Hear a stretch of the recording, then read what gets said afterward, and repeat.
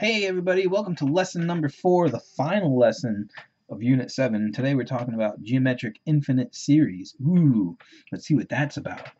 So a series, as we talked about in the last lesson, is the sum of the n terms in a sequence. We also called it partial sums. So there were so many numbers that we were adding together. Well, what happens if there's more than just so many? What happens if we're adding an infinite number or a never-ending list of numbers? That would be called an infinite series. Is that possible? So I want you to think about it. Take a second. Could we add an infinite number of terms together and ever find a sum? When I was your age, in my first math class, and I heard that question, I was like, no way. My hand shot right up. Nope, 1 plus 2 plus 3 plus 4 plus 5. Those numbers are getting so large that they're just going to get too large to work with. That was my first thought. So what do you think? Well, let me tell you something. We wouldn't have a lesson called geometric infinite series if the answer to that question was simply no. That'd make for a really short video, right? We're at like 1:20, but that's not the case. So we're going to get to the answer to that question of can we add an infinite number of terms together. We'll look at that a little more deeply in a minute, because that really is a deep concept. That is something that mathematicians have a whole branch of mathematics specifically to look at the idea of infinity and infinite. But before we get into that, I had heard this story when I was in college. I don't know if it's true or not, but it had to do with a king who was asking a war philosopher, I'm going to call him an advisor. This king had asked an advisor about what to do for this upcoming war. And the advisor had said, well, you know, if you fire an arrow from here to here, right, it's going to cover half of that distance in a certain amount of time. And then it should cover half of the remaining distance in another amount of time. And it should cover the other half of that distance. And if you keep on cutting the half of distance in half and in half and in half, you're always going to have a tiny little bit of distance that arrow will have to cover. So the king was kind of confused about what this advisor was trying to tell him. And apparently the advisor had told him, look, you don't need to put armor on your troops because the arrows are never going to actually get there. They're always going to cover just half of the distance remaining. Now, unfortunately for those soldiers who went out into battle with no armor up against archers, didn't work out too well. And those warriors got pretty much shot down right away by the arrows. Why? Because we already know that arrows don't just stop with a little bit of space remaining. They continue to go through. But that idea of cutting half an amount and half an amount and half and half and half still kind of is puzzling, because what he was saying kind of seems correct, right? We know this finite distance, and if we keep on adding this half plus this remaining half plus this smaller remaining half, will it ever eventually get to that end point? Well, those troops definitely said they got there. Those arrows hit. But what's the deal? How does that work? So that's what infinite series or infinite geometric series is all about. So we have two cases here. We have a convergent series, which is an infinite series that has a sum. These are the unfortunate circumstances of those troops. They were definitely in on a convergent series of arrows, versus a divergent series. Divergent meaning that it does not have a sum. It's going to be getting larger and larger, kind of like when I had said, all right, what if I add 1 plus 2 plus 3? So now that we know that there are two situations, either yes, they have a sum, or no, they don't, I'm still not convinced about what that archer, king, philosopher, advisor, I'm not quite sure what he was talking about. You know, I can see that there's a finite distance, and I understand that we're cutting those distances in half, but how did those men get hit? So this is how it works. Has to do with your common ratio. And because common ratio, that means this has to be with a geometric sequence. So when I added 1 plus 2 plus 3 plus 4, my common ratio was not common. It was changing all the time. So that would have never worked. Has to be geometric. So here's exactly how it works. If your R value, your common ratio, ignore any negatives, absolute value, if it's less than 1, you're going to have a convergent series. So think about that. We were cutting the distance in half with those troops, right? When we shot the arrow from here to here. We were cutting that distance in half every time. So the common ratio was dividing by 2, or 1 over 2. That's why it ended up hitting, because this is a convergent series. It's going to end up with the total sum. But if we have an R value that's greater or equal to 1, it's going to be divergent. Meaning this, like if I took the number 3 plus 3 plus 3 plus 3 plus 3, I can tell you that that's not going to converge, right? If I keep on adding 3's, it gets larger and larger. That would be an R value of 1. 3 divided by 3, common ratio of 1. So, your R value, that's what matters. And as I mentioned, that means that it only works on what type of series. It has to be geometric.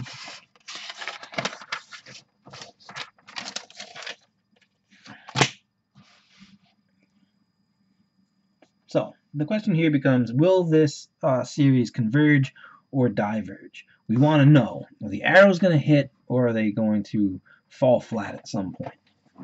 Or maybe go too far. Who knows?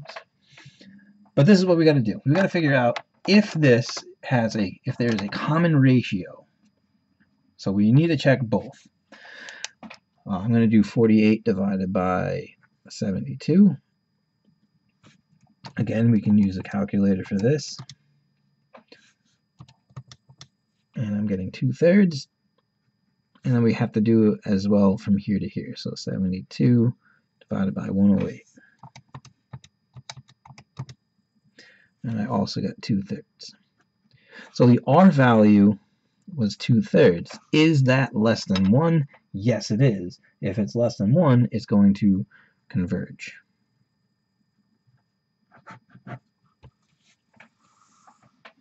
So if I kept on adding 108, 72, 48, these are getting smaller and smaller, and it's going on forever, right? Infinitely going on. So I'm going to be adding tiny little pieces of fractions. Eventually, those tiny little pieces of fractions are so small that it doesn't contribute to the overall total that we had. So let's see if this one works the same way. I'm going to do 343 divided by 490. And I got 7/10. Now we'll do 490 divided by 700. And I got 7/10 again. So 7/10 is less than 1, so yes, this will also converge. Let's try this one though. If I do 12 divided by 9, that's 4/3. But if I do 9 divided by 6, that's 3/2. So this is not a common ratio. If it's not a common ratio, it's not geometric. So it's not going to converge or it's definitely not going to converge if it's not geometric. So I'm going to say diverge. Maybe make a note that it's not geometric.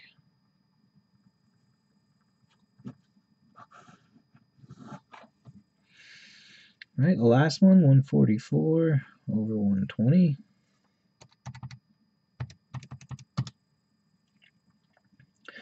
So I'm going to leave this as a decimal, 1.2, because if I get the same decimal between these two, then it means that it's the same.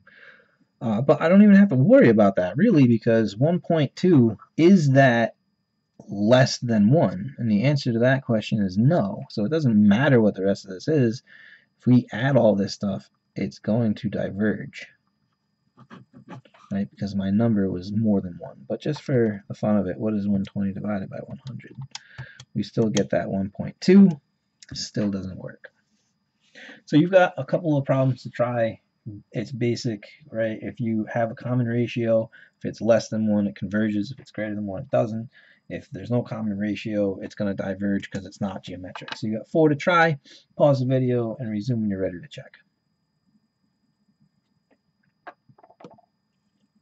All right, let's see how you did here. If you do 603 divided by 804, you get 3/4, or 0.75. Really, you could read it as a decimal if you wanted to. 804 divided by 1072 is also 3/4. So our R value is 3/4. 3/4 is less than 1, so this will converge. 2 over -1 is -2.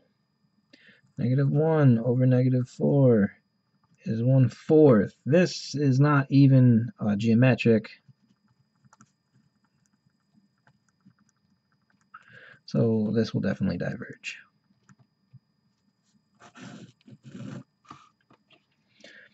160 over 400, that's 2/5.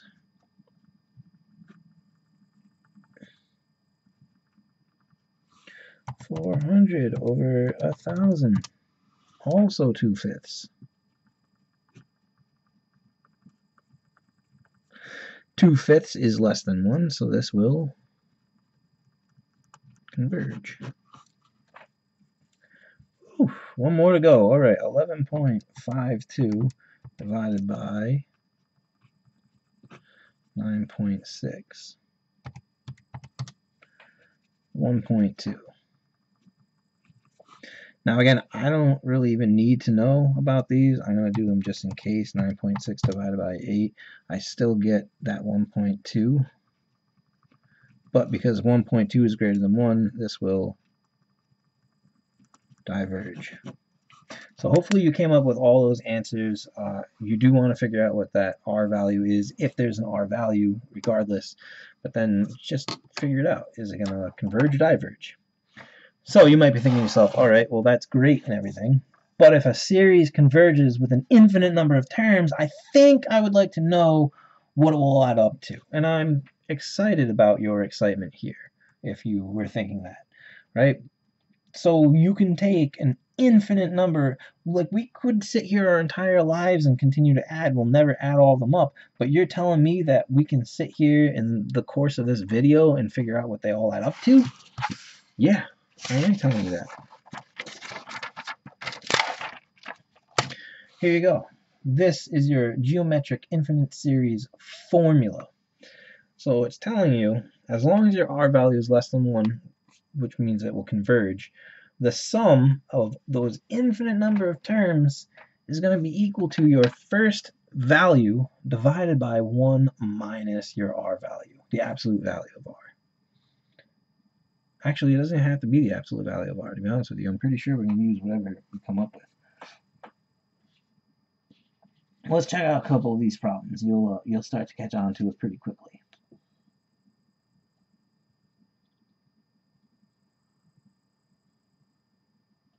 So, they want us to find the sum, or the infinite sum, of the series if it exists. So first of all, we need to figure out the R value. It's required in the formula. And if our R value is more than 1, then we don't even have to bother doing the problem. Right, so I'm going to do 5, oops, let's clear out a calculator. 5 over 18 divided by 5 over 12.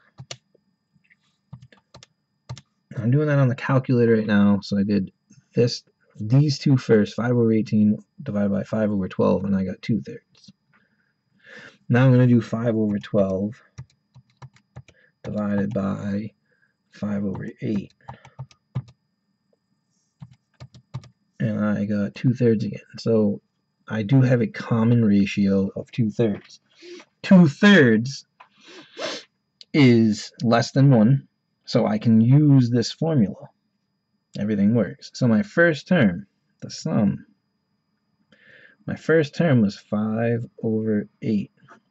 It's going to be divided by 1 minus our R value we said was 2/3. Now, 1 technically is 1 over 1, and I need this to match on the bottom, so I need to make this 3 over 3. 3 over 3 is still 1. Now I can do the subtraction. So 5 over 8 divided by 3 minus 2 is 1/3. And when I have a fraction divided by a fraction, we should know at this point that you're going to flip and reduce, multiply whatever you can. So that's going to give us 15 over 8. So if you were to sit here and add 5/8 and 5/12, 5/18, and the rest of those in that particular series forever, you'll eventually get to 15 over 8. It'll take you a while, but you'll eventually get to 15 over 8. So let's try this next problem.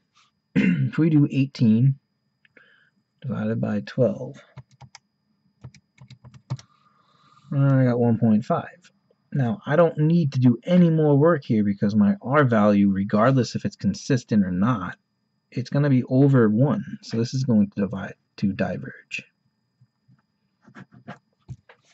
Nice and quick.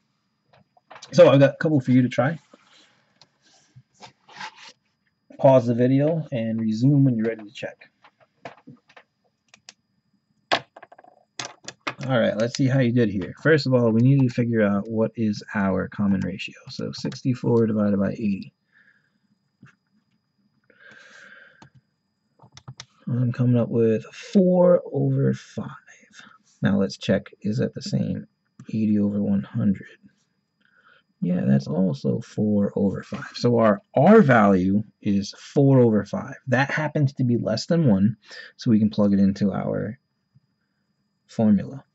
It calls for A1, our first term here is 100, divided by 1 minus our R value. Now let's see. 1 minus 4 over 5, so that means that this 1 needs to change to 5 over 5. So we'll have 100 divided by 1 over 5. We've got to flip and multiply. Ooh, 500. So if you sat here and added 100 plus 80 plus 64 plus the next numbers in turn for the rest of eternity and beyond, you would eventually get to 500. Hopefully you got that one. Let's try the next one. We've got to figure out that R value. 25 over 24 divided by 5 over 6.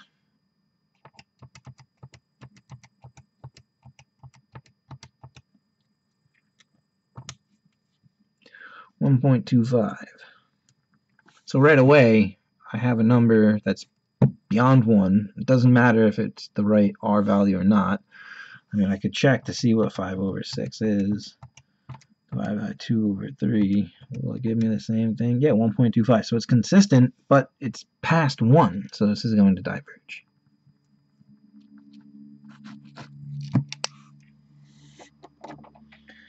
All right, these ones. Ooh, these ones. Now we see sigma notation. So we're doing what we were looking at yesterday, adding up all these numbers, right? It's saying plug in 1, then 2, then 3, then 4, then 5, all the way up till infinity. Well, here's the good news. The only thing that we really care about, really, would be what is our A1 value and what is our R value. So right off the bat, right in here, that's our R value. So if I check that and that number is more than 1, I can't even do the problem. Luckily, it's not more than 1. Luckily, it's just that it's less than 1. So this is going to converge. So we can actually figure this out. Let's figure out if I plug in 1, 1 minus 1 is 0.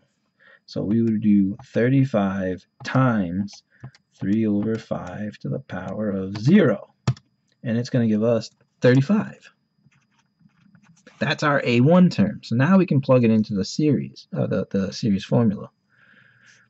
35 divided by 1 minus 3 over 5.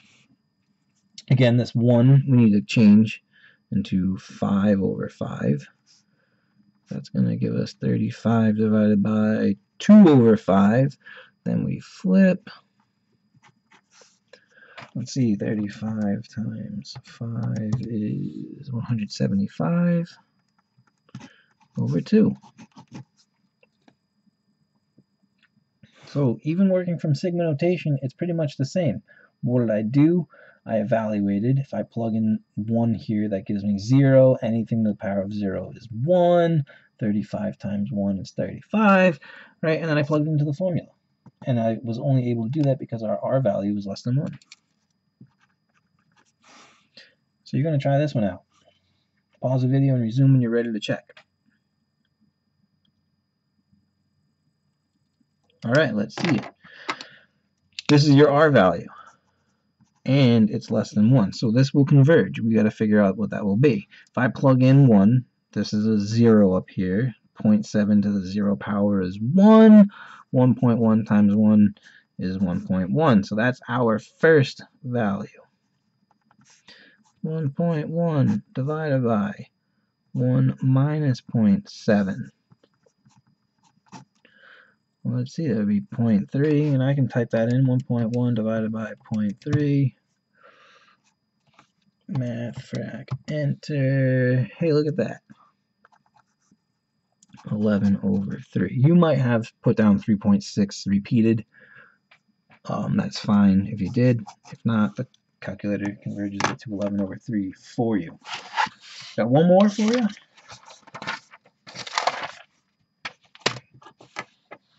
Look, notice it's the last of the page. Okay, last problem for this lesson. Last problem in Unit 7, in fact.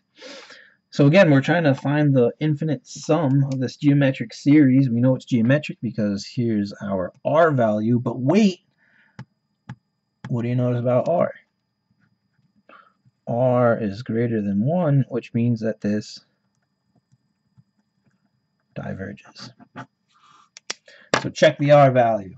That's all you got to do. If it's greater than 1, can't do the problem. It doesn't converge, it diverges. So that's it for that lesson. That's it for Unit 7. I hope that these lessons helped you out. I know that they're not as exciting as the in-class interactions that we normally have.